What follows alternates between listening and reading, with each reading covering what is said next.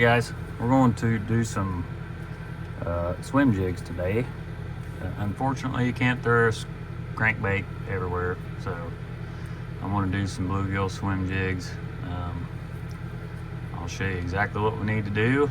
I will show you the mold, the hooks, weed guards, skirt, how I painted them, the eyes we used, everything we got here, so you can make yourself some of these pretty epic little bluegill swim jigs. That should get you going for the spawn coming up here. So anyways, let's go ahead and get this mold here loaded up, and we'll get some lead melted and get started. All right, so we're going to use this 50622 Do It mold. It's just a swim jig mold. The weights we got here are well, I think it's on this side. There we go. 1/2 ounce, 3/8, and 5/16. Kind of gives you a hook size range here. 4/0, 5/0, and a 3/0, 4/0 for the little 5/16 guy. I kind of do a little bit of everything when I do these. These in particular ones, I'm just going to go with a 4/0 on all three sizes. Just to keep things simple. I am using the mustad hooks, and I'm going with a 32886B LN 4/0 black nickel mustad. Here's the hook. What we got here? It's actually a really good hook. I've not had any issues with it, so anyways, you just kind of pop those into place. You can use, I use 5/0 too sometimes, but just depends on the trailer I'm going to throw. If it's like a really tall bodied swim bait, or like a little boot tail type deal, it all just depends on that. So you'll have to adjust with exactly what you're wanting to do. Okay, now we got these little wire guard deals, and these need to go here, like so.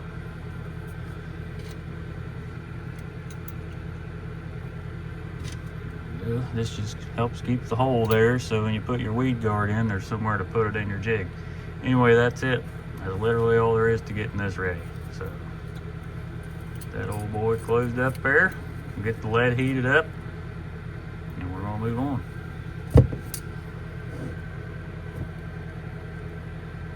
Hook popped out. There we go.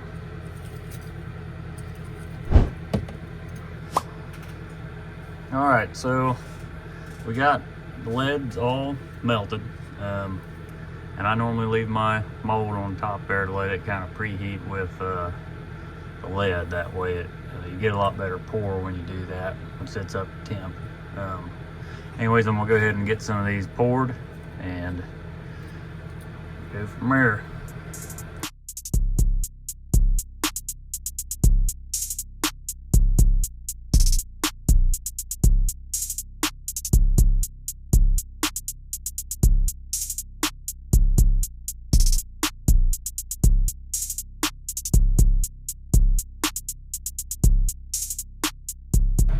Okay, that's all there is to that.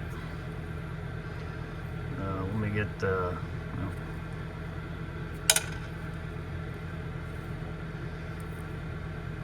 got a couple seconds here.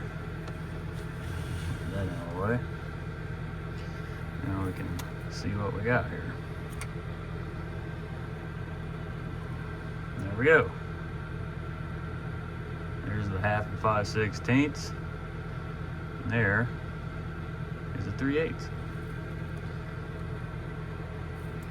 Set that down. Let me get this thing out of the way, and we'll go from there. Okay, so let's see here. Here's what we got. I'll get them off here. Done with this. All right, so here's what we got. We call this the spoo, I think, sprue. Anyways, that's gotta go. So I just get me a pair of dikes And I'll just go up there and get that off, just like so. This one. This one here. Get that off. You can just pop those straight back into the pot, remelt them. No waste there. Okay.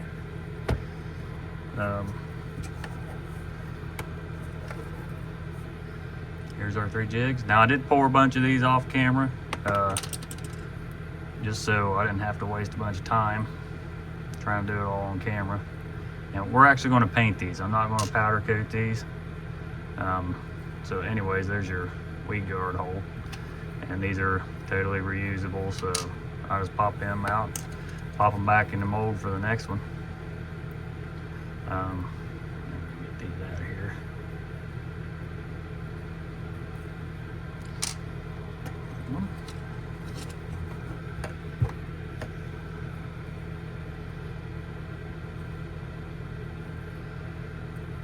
Okay, there we go.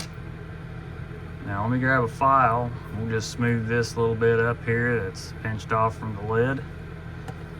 And I'll be right back. Okay, so I just got this little file here. It doesn't take anything special. And all we're going to do, see if I can get that to focus. All we're going to do is smooth that up.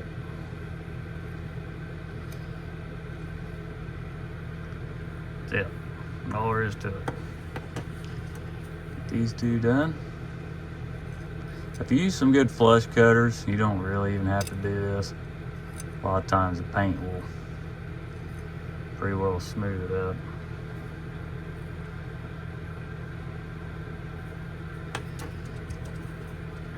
Okay. And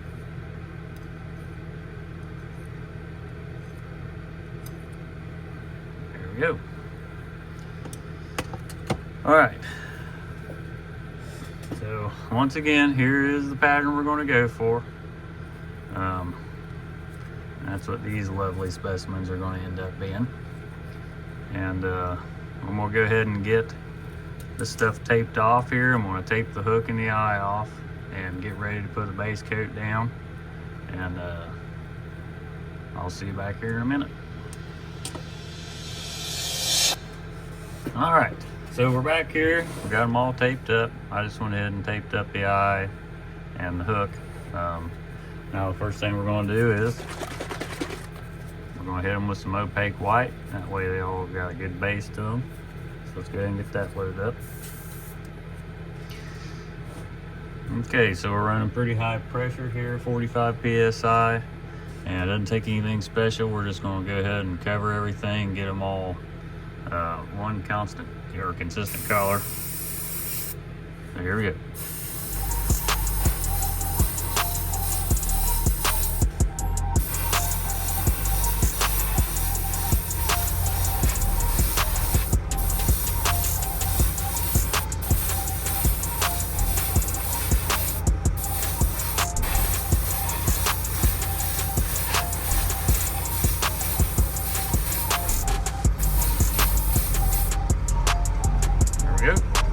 Okay, I'll speed up the rest.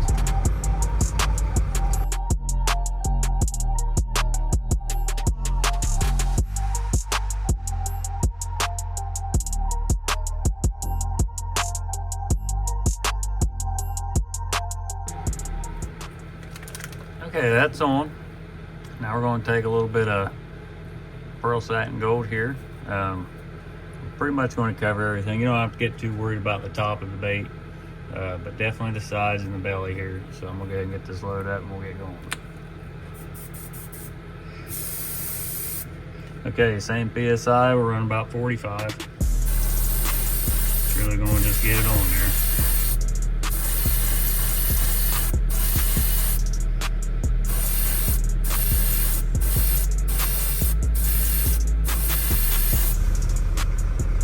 Okay, I'll speed up the rest.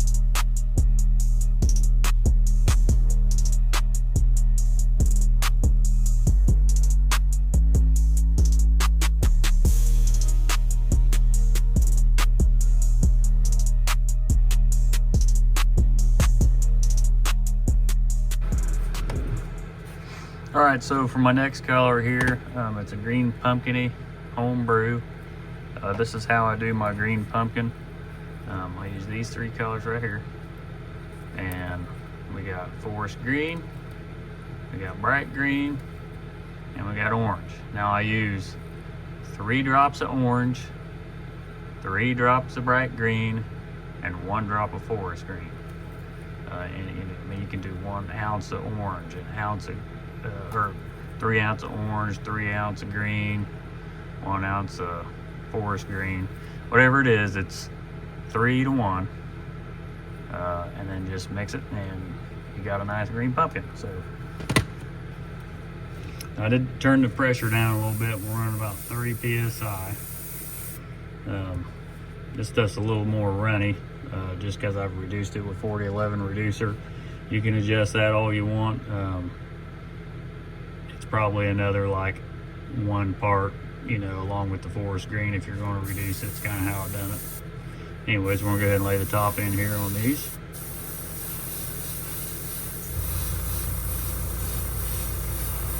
Yeah, I'm kind of coming down maybe like halfway. I still want a lot of that gold to show. A lot of the green pumpkin's gonna be in the skirt, so no need to get too wild here. Just go down about halfway on the jig. There. Okay, we'll speed up the rest.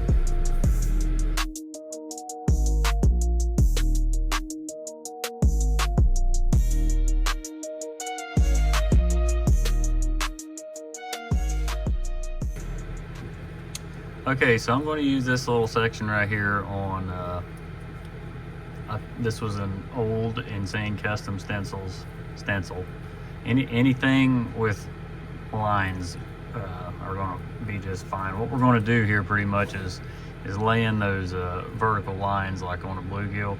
And I'm just using this because it's a little broken up and kind of gives it a little bit of texture of some sort. So I'm going to go ahead and get started and put some of those in, and then we'll move on to tying the top. Now I'm using the transparent black here to do all the top.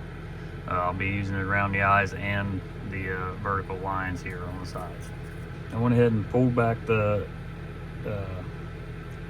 pressure to like 20-25 psi. That way we can just drop these in nice and easy without making a complete mess. But it's going to be hard to get this. It's such a small thing to try to video.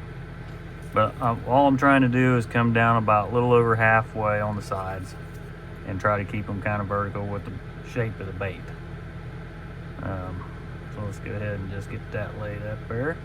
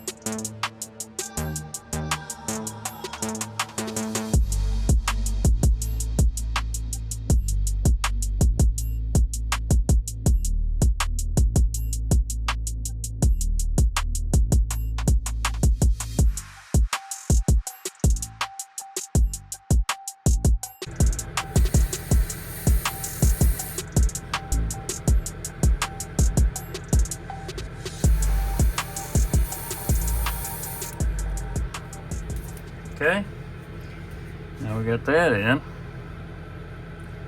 Let's go ahead and tie the tops in. I don't take a lot here. I mean, you don't want to blow out your sides and your green pumpkin, exclude all that. So just a little bit to darken the top of the head up, kind of tie in the sides.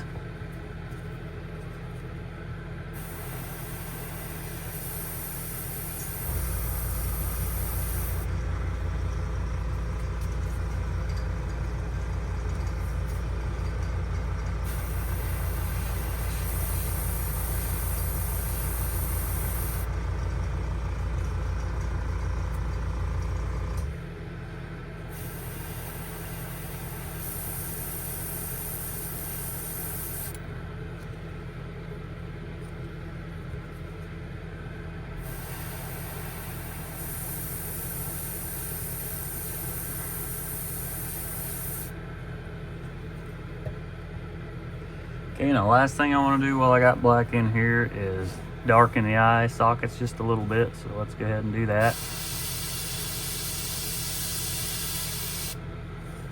Got a little bit wild on that one. Got a little bit of tip dry. I just picked that off here with my fingers.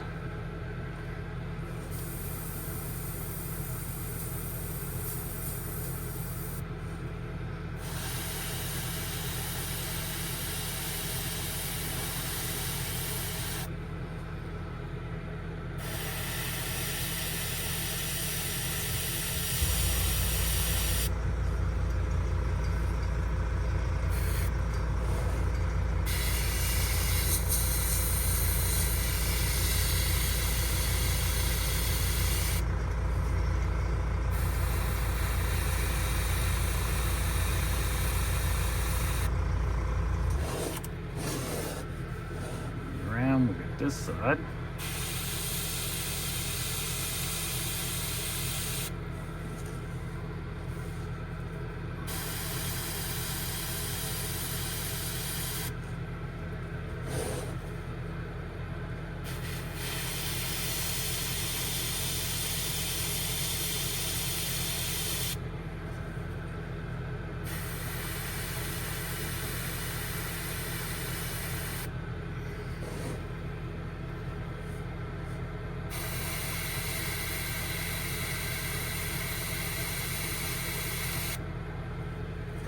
Okay.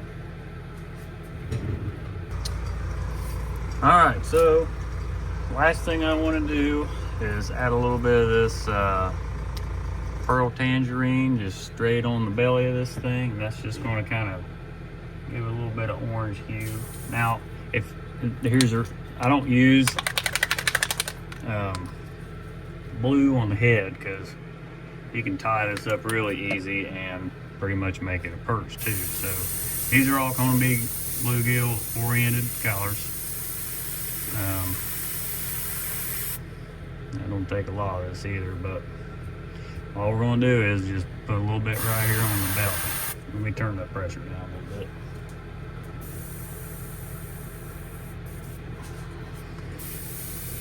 About 25 here, PSI. Alright, just put a little bit right there on the belly. Doesn't take a lot. Anyways, it can also be a perch or a bluegill, either one.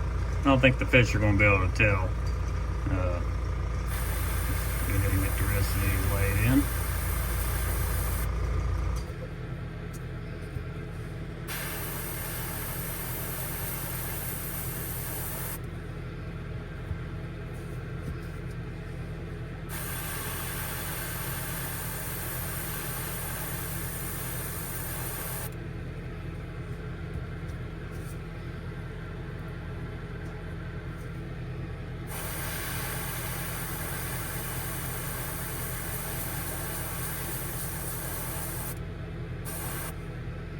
Okay.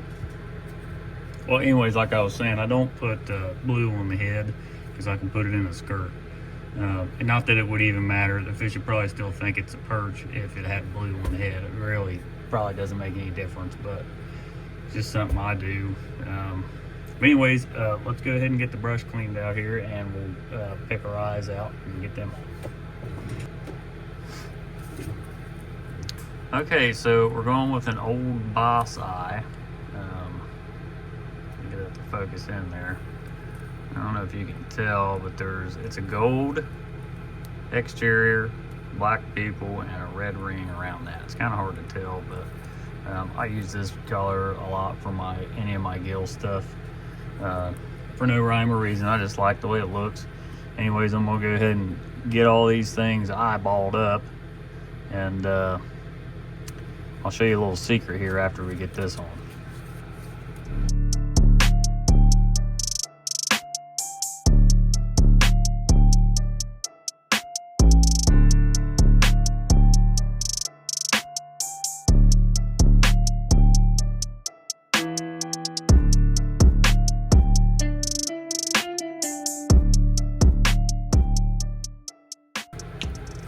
All right, so we got all the eyes installed. Just do your best to get them stuck on there. Epoxy will hold everything in place. The little trick I wanted to show you is actually, I just take a Sharpie, and somewhere on the belly of the bait, I will put underneath the epoxy, I just put the weight. It's a simple thing that it's really easy to get any of these sizes confused if you're just reaching in your box and grabbing whatever and just broke one off on a giant. You're like, man, I gotta have another one. You reach in there and you grab the wrong size, and for some reason fish don't want to respond to whatever size you grab, which does happen. It's not common, but it does happen. So all I do is I get me a Sharpie and I go to the corresponding weight of whatever the bait is, and I just write the weight right on it. That way it's always on there. It's underneath the epoxy. They last a long time. So let's see here. I'm just going to get this one. 1/2. Simple. It's always on there. Easy enough. Anyhow, I'm going to go ahead and get the rest of these labeled, and I'll pull the tape off here, and we'll go ahead and get these epoxy. So I'll be right back. There's one more thing I wanted to mention on these things. So when you buy your weed guards, you can get them in different sizes. Now I just picked these up at Barlow's. You get a heavy, medium, and then soft. Now it's the diameter of each strand is what dictates how easy it flexes. Depending on where you're going to throw these things, you might, if you're throwing like really heavy wood cover, you might want to use a heavy. If you're throwing just open water stuff and you think that there might be some grass or some like hydrilla or something you're just kind of like bumping into a little bit, I would run a soft. Semi-thick grass, medium, obviously pad stems, probably a heavy or a medium depending on how thick they are. It's just something to think about when you're doing these things. Where I'm going to be fishing these isn't going to be super grassy where I'm planning on fishing them, so I'm probably going to be using a medium on everything that's right here, minus the little ones. Depending on the size of the bait, a lot of times I'll also change the weight of, or I'm sorry, the thickness of the weed guard. So the little guys, the 5/16 guys, are probably going to get softs. Everything else is going to get mediums. And these are super simple to install. All you got to do is just grab you one out of the package. Grab you one of the little 5/16ers here, and you put some glue on this and you pop it in there. Now, since I hand painted these, I'm going to be epoxying everything to clear coat everything, and I'm also going to be putting some down in the hole and then just pushing this in there, and it's all going to be one job, instead of doing everything separate. It does kind of make it hard to tie skirt material on when you do it like this with the weed guard in place, but it makes a better transition for this area, and it ain't really that big of a deal to tie your skirt on with the weed guard in place. Now that's just the way I do it. I'm going to go ahead and get all this stuff installed and clear coated, and I'll be back with when we're ready for the skirt to put the skirts on. So I'll be back in a bit. Okay, so got our jig here, 1/2 ounce. Looks nice. Got a little stand here, just your standard cheapo, I don't even know where you get these, Amazon, Bass Pro, something like that, but it's nothing special. You're going to need, I don't know what kind of thread this is. I use all kinds of thread. I'm not sure if it makes a whole lot of difference, but 100 yards, 220D, 3 I guess is how that's pronounced, black with the old dispenser bobbin, if you want to call it. You're gonna need some glue to glue everything together. You will need some sort of X-Acto knife, and you're going to need skirt material. Now I'm going to go through these one at a time here. This is all terrain tackle, and I'm using black, orange, red. It's got a little bit of that orangey belly color. Following the belly color, this is from Fishing Skirts. Okay, fishingskirts.com. This is grassy pumpkin pepper. The part number is 030. These are about $2 a pack. Cheap enough. Go ahead and get that stuff out of the way. This is also Fishing Skirts. This one is bruised banana. Really like that color. Use it for bottom jig stuff too. So this one here, Fishing Skirts as well. This is backbone blue, part number 545.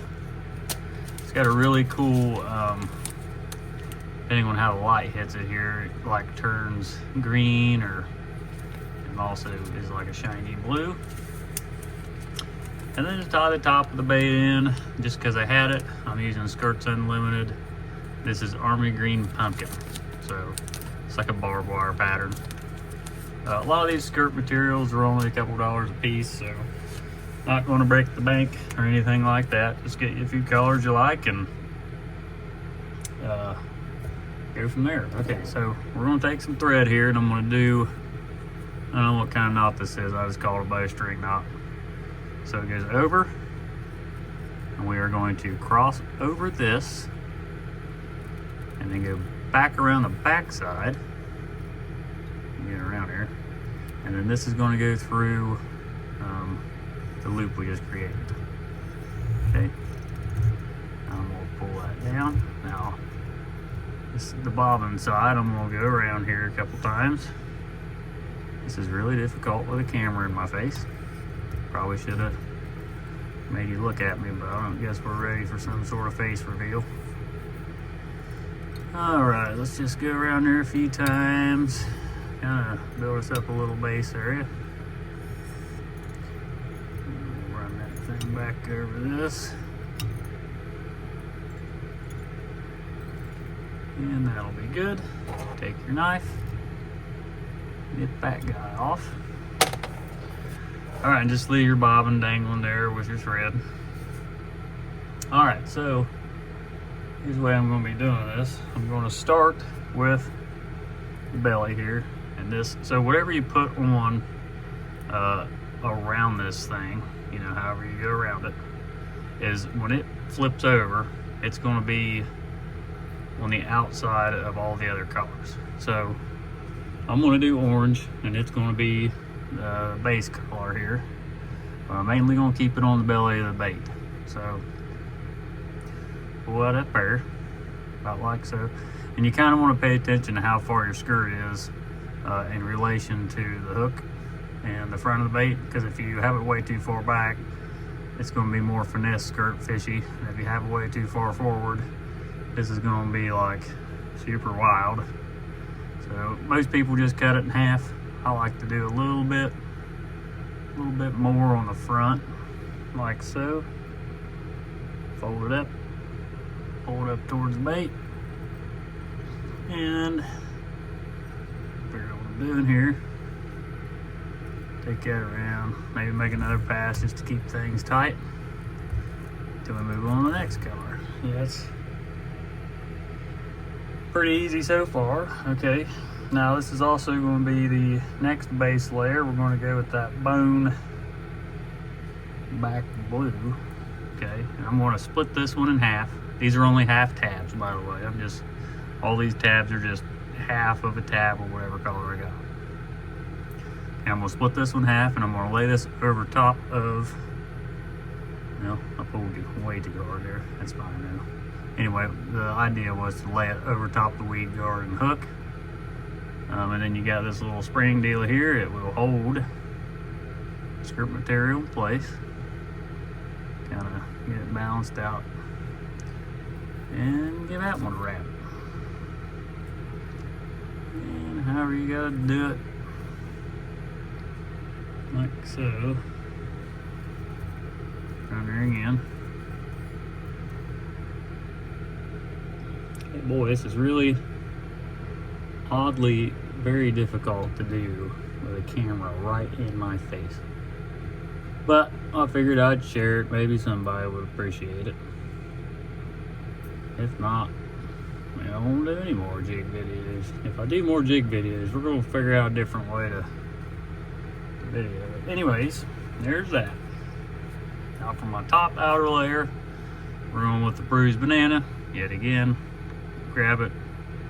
I'm split it in half roughly. It ain't got to be perfect or anything like that. Put that thing down in there, let that hold that still.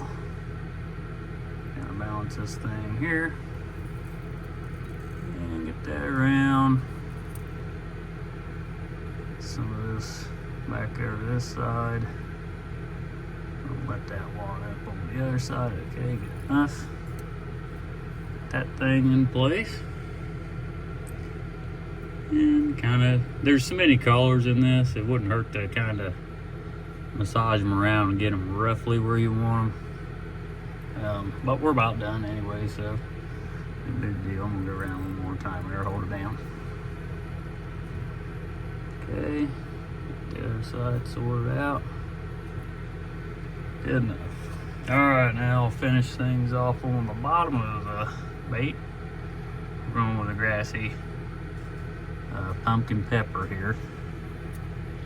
Same old thing on kind of folding it. Since I'm coming up from the bottom here, I'm just going to leave some towards the front side as I kind of fold this around here to hold it in place. Pull that up and just kind of lay that in its area. Okay, there's one.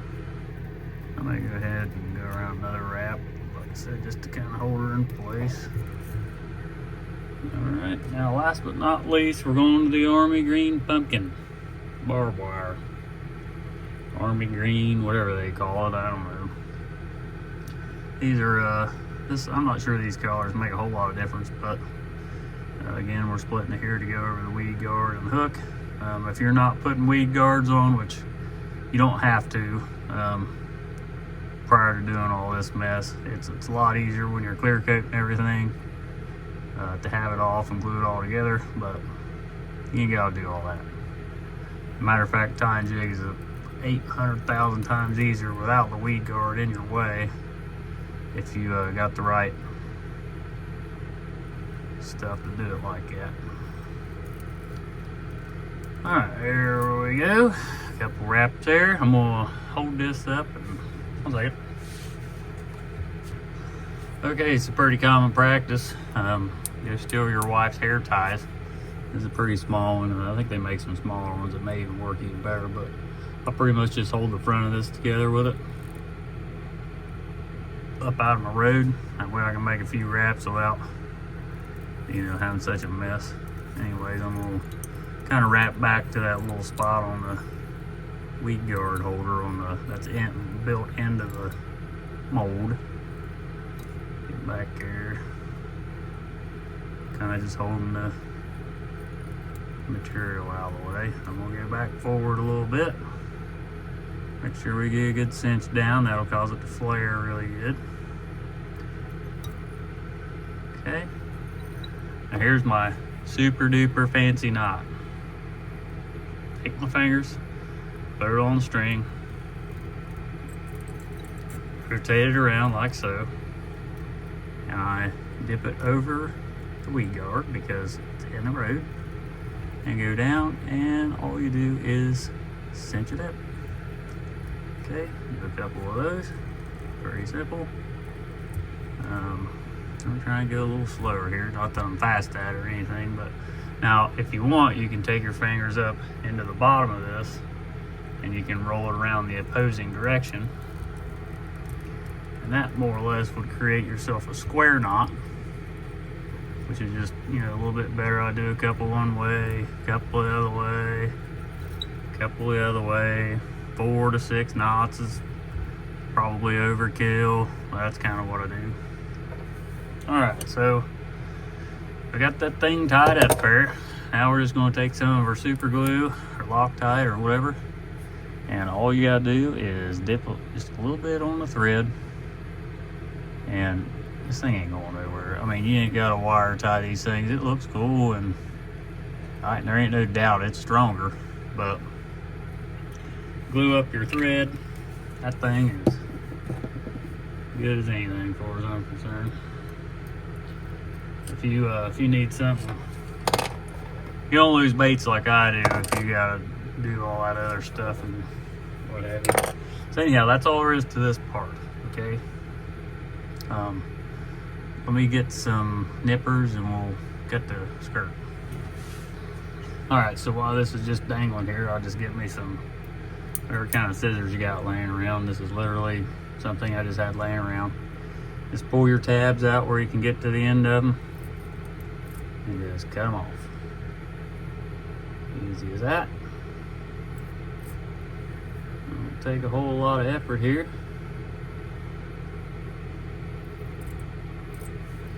Sometimes it helps to stretch them out, especially if you're doing rubber. You stretch them out really good and cut them, it'll separate all the strands really good. Okay. There we go. That's all the front.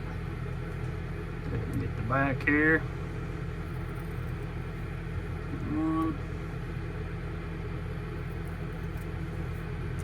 Satisfying in a way. Okay, get some of these.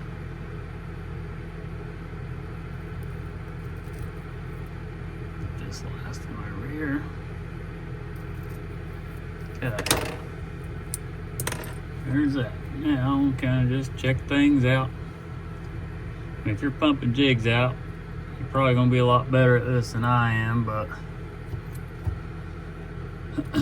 this is kind of what we end up with here.